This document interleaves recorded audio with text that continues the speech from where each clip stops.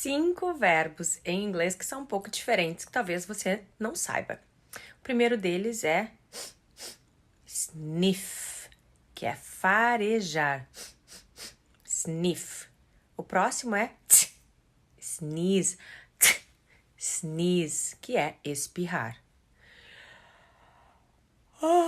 Yawn, bocejar.